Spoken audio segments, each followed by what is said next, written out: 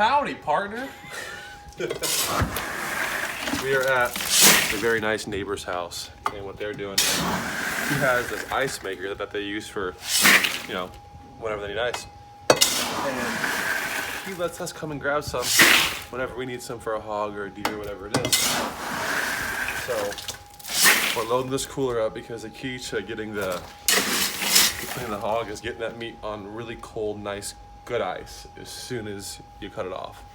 And that's the plan. So we're gonna go ahead and get some ice, head back to the house, and get to cleaning that hog. All right, you guys, thanks for watching HK's Hog Shine. My name is David, by the way. Hog Shine's behind the camera, she's filming. But what we're gonna do right now, this hog, we trapped it out in the woods yesterday morning. Well, night before last actually is when she was trapped, but yesterday morning is when we found her and a smaller little boar hog, which we penned up over here. But this video, there's been some requests on skinning and quartering a hog, so that's what this is. We're gonna skin, we're gonna quarter this hog and show you how to do it every step of the way. This hog is already gutted, so there's tons of videos about that on YouTube. Just YouTube it, and you'll see tons of videos for that. But right now, if you're wondering what happened to this hog's leg, we had a barbecue last night, and we just kind of cut into it and put some chunks of meat on a stick. So just imagine that leg looks like that leg with the skin on, and you can figure it out. But first thing we're gonna do is, this hog has been hanging for about 24 hours now, which is something that normally we can never do here in Florida because it's usually hot as heck. But it was actually like freezing last night, and it's been like refrigerator temperature for the past 24 hours. So whenever you can hang a hog like that is really cool. It's supposed to be good for the meat. So I'm just gonna cut right around her leg like that. There's a perfect circle right where that joint is, kind of right there on both sides. She's cold, so I'm gonna get her flexible here so it's easier to work with.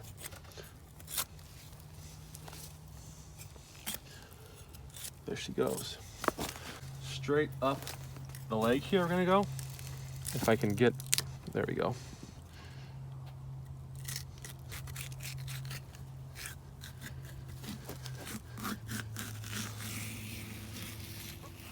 Straight up the side, all the way up that pig, up to her hind quarter here, as far up as you can go. Right about there, that's fine. Same thing on the other side, right there. There we are. And now from here, we're gonna ring these hind feet right here, right? And you have to be careful here because that is the Achilles tendon of this hog. And if you cut through that, he's gonna come crashing down and you might put a knife in your hand or something like that. So be really careful on when you're cutting right here where he's hanging. So right here, just ring that however you feel like it. It's not like whatever. If you get your ring going on, you're good. I'm gonna slowly just cut here, and as soon as it goes through this first layer of skin there, I'm gonna be done. You do not wanna cut through that tendon or your hog, like I said, is gonna come falling down. All right, wrung out. See? That ring is going all the way around that leg right there, the bottom of the leg. And from here, you have set yourself up to where you can really really start skinning this hog. And the first thing we're gonna do, I'm going to cut from here straight across to there. I'm gonna grab this strip right here, get a nice good grip of it. And this hog has some good fat, and I wanna save it. Because we cooked some of this hog yesterday and the fat was not bad. Normally in a wild hog, the fat isn't the best tasting, but this one, for some reason or another, it was good.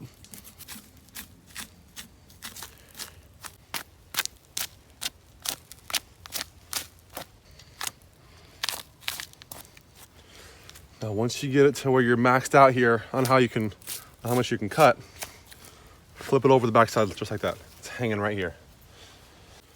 There's that. Same thing on this side now, on the bottom half. I'm gonna grab that.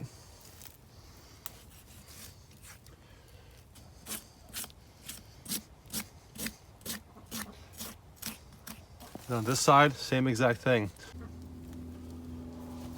And now once you get those two pieces hanging down, just kind of skin around your leg as best you can here.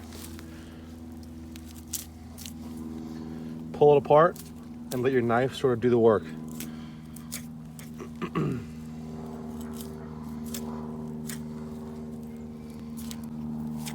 kind of go as far back as you can from here without actually cutting through the skin.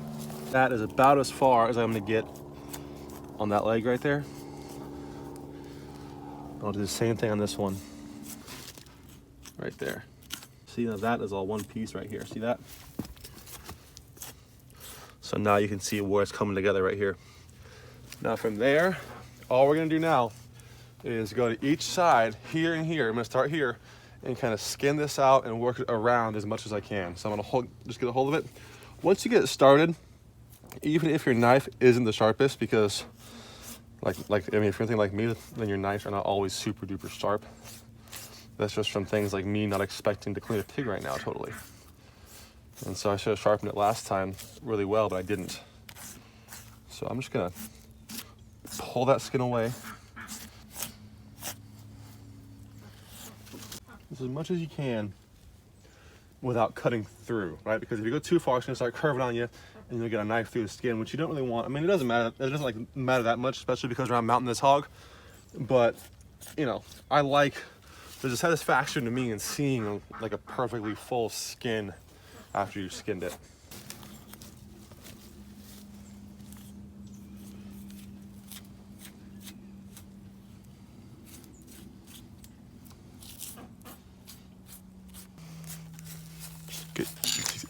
Once you pull on her, the skin starts peeling off a lot easier. Just give some pressure there. Here on the back side of the hog, sometimes it's actually nice to cut a hole through your skin there, because for two reasons. Number one, if you were mounting it, you wouldn't be mounting back here, so it's okay. So you hold right there and you can get a nice good grip. This tail, just kind of break that bone with your knife. See, look at that, simple.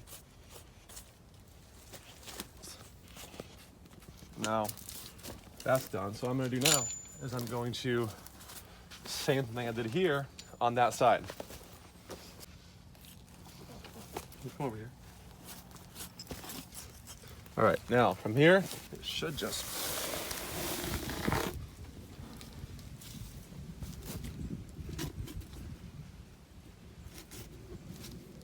pull right down. That is a tender hog. That skin is just ripping. I've never actually ripped a hog's skins in my hands, so that's insane. We barbecued some of this pig last night, and when you see all that fat like that, you know your hog is gonna be good.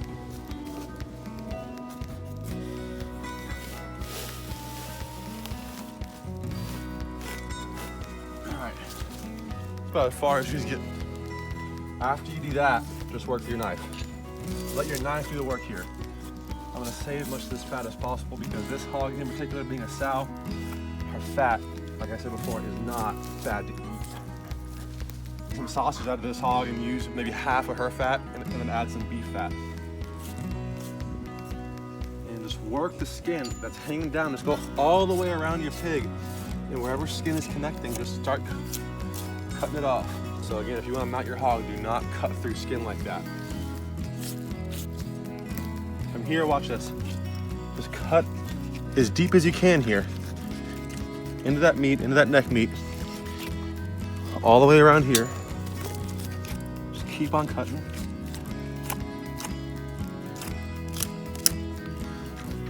You can just twist that head right off. Look at that. No saw, no nothing. Just cut through all the meat, all the cartilage. That head just twists right off. And here we have, look at this. There's our hog. If you want to can it or something, you got yourself a little throw mat. If you ever seen any clips of us cleaning hogs on Instagram or something like that, you've seen it in a different area over here. Right over there where that goat pen is, you got a goat, and his name's Norton. And Norton has taken over the original hog cleaning spot for a lot of the hog shine stuff that we've done. But yeah, nice little clearing out here in the woods, and it's perfect. So first thing from there, after you totally skinned off, take off any hair I see right here. There isn't too much, but take off some. And if you feel, I mean, right in the middle, just like anything else, that's where the spine is, right there. I want to go on right on each side of the spine.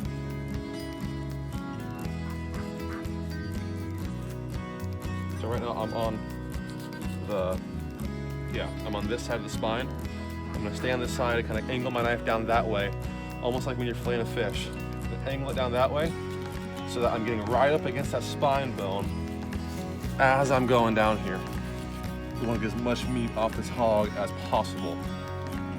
That is maybe a tiny bit too far. Shoulder blade's like right there, so it's actually perfect. It's actually probably perfect. I'm gonna go again just one more time to make sure that I've got all that on that side of the spine. You can see where that ham is, where that butt muscle just kind of curves into the side there. Now from there, back strap, there's some ribs right here. See, look at this right here. If you run your finger right here to here, you can feel where those ribs turn into back strap right there. So it's about right there is where the back strap is. You go straight down from there. Just cut right up.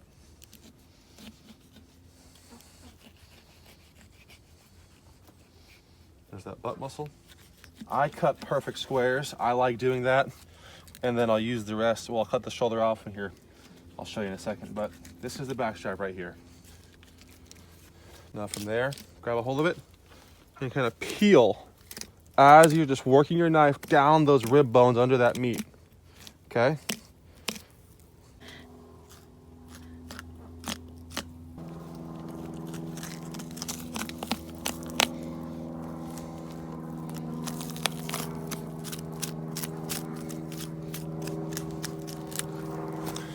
I almost whacked you in the face. There's a nice, perfect, beautiful back strap with a huge bunch of fat on here compared to how these wild hogs normally are. Comment down below if you've seen a hog wild with fat like that. It's amazing. That's gonna go right on the ice. It's not as essential today because it's a pretty cool day. Right in that ice. There's your spine right there. Go right on that side of it and work your knife down. There's that. One more beautiful back strap. Get right behind that blade and work your shoulder off. Look, right in the armpit there. Just gonna get your knife in there, cut down in there, and all you have to do now is work that shoulder off. And if you just keep your knife pointed inward so you're getting as much meat off there as you can possibly get, then what you're gonna have is a nice big shoulder.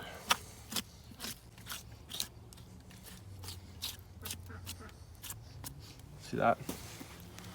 Beautiful shoulder. Come here, look at this. One thing you can do here is right where that foot is, look, if you do that, there's that joint, right? Cut right into that joint. Never cut towards yourself like I was about to do. Cut away from yourself. Once you get that joint separated, cut around it a little bit, and from there, it should just pull right off. That was the wrong side, but that worked.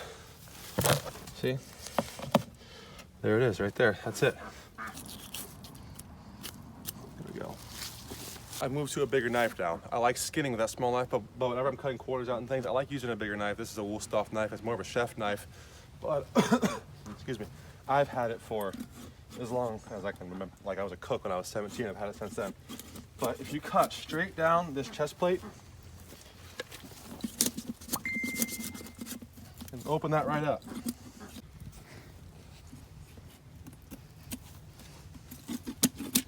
there we go. And once you have that opened up right there, that chest cavity, you use a bone saw for that. If you have a smaller knife, you want to use a bone saw for that because it does get pretty tough to work with there. Go right to the bottom of that ham and cut in, okay? Cut all the way in, straight down there, right down as far as you can go. And from there, you're at where your ribs connect to your spine. And what I do is I just pull away from it, right? And get to whacking. That's all I ever do. This hog has amazing meat on it.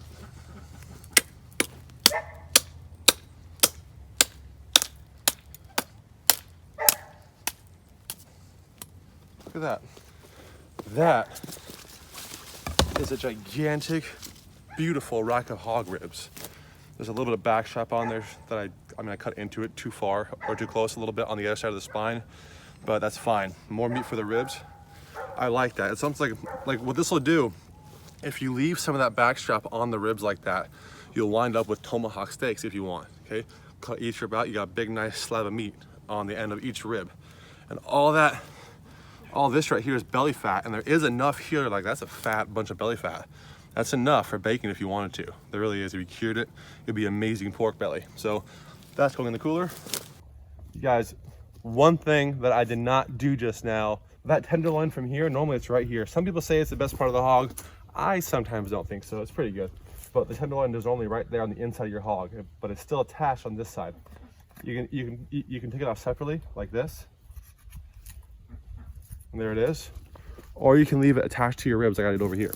So from here, both of those are gonna go into the cooler. Whatever neck meat you want to trim off here. I mean, if you can find some neck meat for sausage, trim that, trim it off. Like nice perfect chunk of meat there. That could be great to throw in for some sausage. There's some good fat for some sausage, see? Fat, meat, recipe for some great sausage. And from here, to get your hands off, okay, this can be tricky for some people, but if you really, if you really try and pay attention and take some practice, but if you really go for it, what'll happen is you'll find it's pretty easy if you just do it enough. Feel around here for some joints, right? You'll feel some joints. And when you feel them, like right there's a joint. See? Pop it out of its socket, which I just did. Once you do that, cut around it.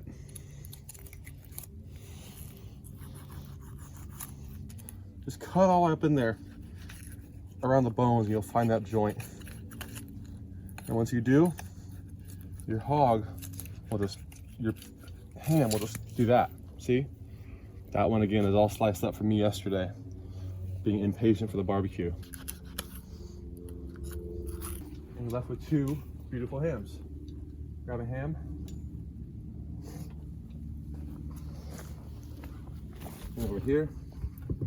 And that I'll cut with a bone saw or any kind of wood saw. Even a hand saw for wood works fine.